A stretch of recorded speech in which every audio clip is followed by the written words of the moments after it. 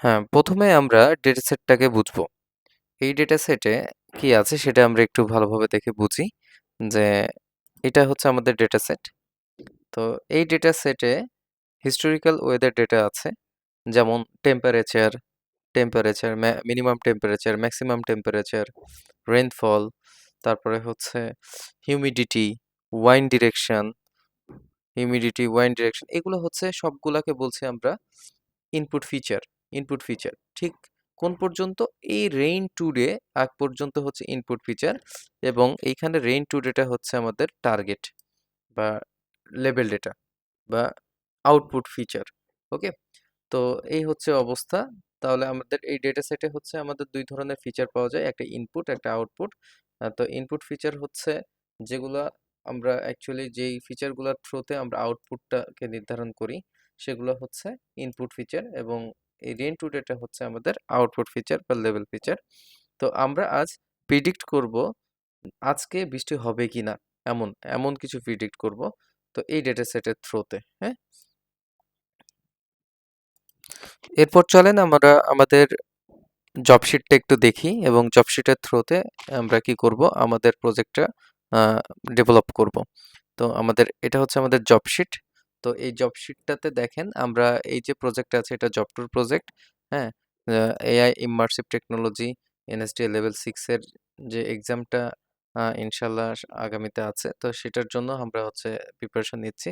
সেক্ষেত্রে আমরা জব টুর যে প্রজেক্টটা আছে সেই প্রজেক্টটা আমরা কমপ্লিট করব। যেমন হচ্ছে দেখেন যে এটা হচ্ছে create project on artificial intelligence and machine learning, এবং এটার জন্য আমরা সময় পাবো 60 মিনিটস। এবং আমরা আমরা এটা যদি কমপ্লিট করি তাহলে আমাদের কিন্তু এআই অ্যান্ড এমএল এর যে পার্টটা বা মডিউলটা আছে সেটা কিন্তু কমপ্লিট হয়ে যাবে। এবং এটার ওয়ার্কিং প্রসিডিউরটা আমরা একটু দেখি। এটা হচ্ছে আমাদের এই প্রসিডিউর মেনটেন করে কিন্তু আমাদের প্রজেক্টটা কমপ্লিট করতে হবে। তো আমরা এটাকে কোল্যাবে নিয়ে যাব যাতে করে প্রতিবার আমাদের এখানে না আসতে হয়। ঠিক আছে?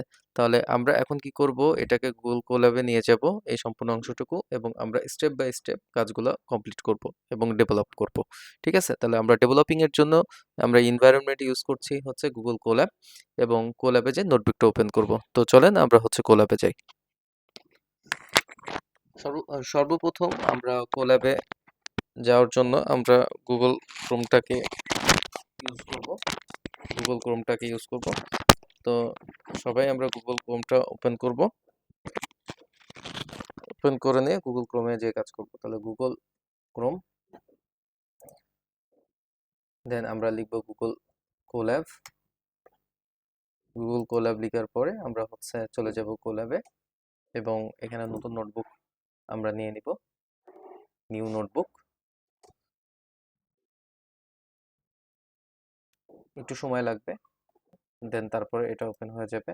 ওপেন হয়ে যাওয়ার পরে আমরা সর্বপ্রথম যে কাজটা করব, আমাদের রিকোয়ারমেন্টটা এখানে নিব, কারণ আমরা প্রতিবার গিয়ে গিয়ে রিকোয়ারমেন্ট দেখে আসা একটু জটিলতা। তো সেক্ষেত্রে আমরা কি করব, রিকোয়ারমেন্টটা এখান থেকে কপি করে নিই, আমাদের ওয়ার্কিং প্রসিডিউরটুকু কপি করব। কপি করে কোল্যাবে নিয়ে চলে আসব, এবং এইখানে আমরা টেক্সট একটা অপশন আছে, টেক্সটে ডাবল ক্লিক করি, তাহলে এটা ওপেন হয়ে যাবে। টেক্সটে যে এটাকে যদি পেস্ট করে দিই, আমাদের ওয়ার্কিং প্রসিডিউরটা আমরা আমাদের কোল্যাবে নিয়ে চলে আসছি, এবং আমরা এটাকে কানেক্ট করে নিই।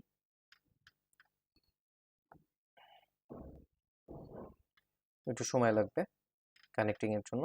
কানেক্ট হয়ে গেছে। এখন আমরা কি করব, যে আমরা এই প্রসিডিউর ফলো করে আমাদের ওয়েদার প্রেডিকশন সিস্টেমটা তৈরি করব। সর্বপ্রথম আমরা হচ্ছে আমাদের টাইটেলটাকে পরিবর্তন করে দিই। এটার নাম দিব হচ্ছে আমরা কি, ওয়েদার প্রেডিকশন সিস্টেম। টাইটেলটার নাম আমরা দিলাম ওয়েদার প্রেডিকশন সিস্টেম। ওকে, এরপরে আমরা যে কাজটা করব, আমাদের হচ্ছে এনভায়রনমেন্টটাকে সেট আপ করবো। তো এনভায়রনমেন্টটাকে সেট আপ করার জন্য আপনারা যে কাজটা করবেন, প্রথমত আমাদের রিকোয়ারমেন্ট ওয়াইজ দেখতে হবে যে এটা আসলে পাইথন 3.8 আপ আছে কিনা। তো আমরা কি লিখবো, একটা কমান্ড চালাবো, পাইথন ভার্সন। দেখেন এটা 3.8 আপ একটা কমান্ড আমরা চালিয়েছি, আমরা দেখতে পাচ্ছি যে 3.12 এটা। ওকে,